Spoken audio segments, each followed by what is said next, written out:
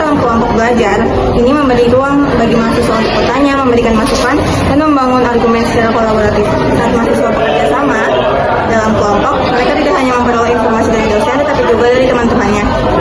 Interaksi dalam kelompok tidak selalu berjalan mulus. Perbedaan dalam pandangan maupun gaya belajar dapat memicu konflik antara anggota kelompok. Misalnya, seorang mahasiswa mungkin merasa tidak didengarkan atau diabaikan, sementara yang lain mungkin memiliki cara belajar yang berbeda.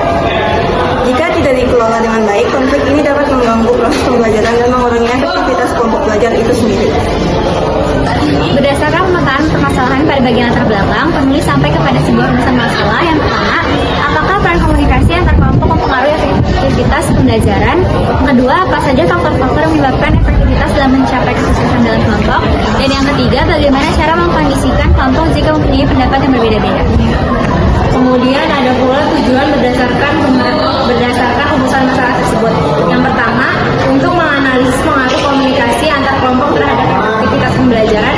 Yang kedua, untuk menemukan dan memahami faktor-faktor yang mempengaruhi efektivitas dalam kelompok. Yang ketiga, untuk merumuskan cara-cara yang efektif dalam mengatasi perbedaan pendapat antar kelompok. Selanjutnya ini, kami teliti dengan pendekatan kuantitatif, yaitu penelitian yang bertujuan untuk mengumpulkan dan menganalisis data-data yang kita kumpulkan, yaitu kami menggunakan platform Google Form untuk mengumpulkan data berbentuk kuesioner yang nantinya akan kami sebar kepada target responden, yaitu kelas B.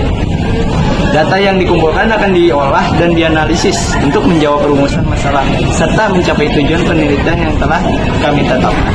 Ini peran dalam komunikasi antar kelompok. Di sana kita dapat mempengaruhi dan meningkatkan efektivitas dalam pembelajaran kelompok. Pertama, kita dapat meningkatkan pemahaman dan materi.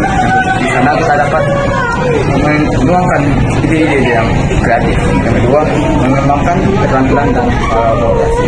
Di sana kita dapat interaksi kelompok antar mahasiswa kelas B, dapat mendengarkan, berbicara dengan sopan dan menghargai orang lain. Yang ketiga, pemecahan masalah. Di sana kita dapat memecahkan masalah untuk mencari solusi di suatu kelompok tersebut. Sebenarnya apa faktor-faktor penyebab terjadinya efektivitas dalam pembelajaran kelompok? Pertama, komunikasi yang efektif. Menjadi fondasi utama untuk membangun kelompok. Yang kedua, kepemimpinan yang kuat. Di sana kepemimpinan yang kuat merupakan salah satu kunci dalam bentuk pemimpin dari sebuah kelompok.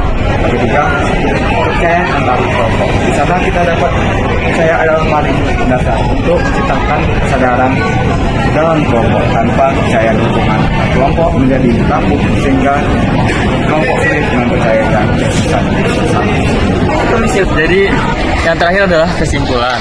Nah, ada 2 poin. Yang pertama itu komunikasi yang efektif antar kelompok meningkatkan pemahaman materi.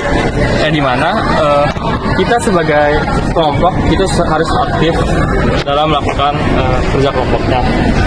Nah, di mana kita dapat memberikan manfaat seperti kita dapat memperluas ilmu yang didapat dari teman sekelompok kita. Nah, yang kedua, keterlibatan aktif anggota kelompok berpengaruh positif.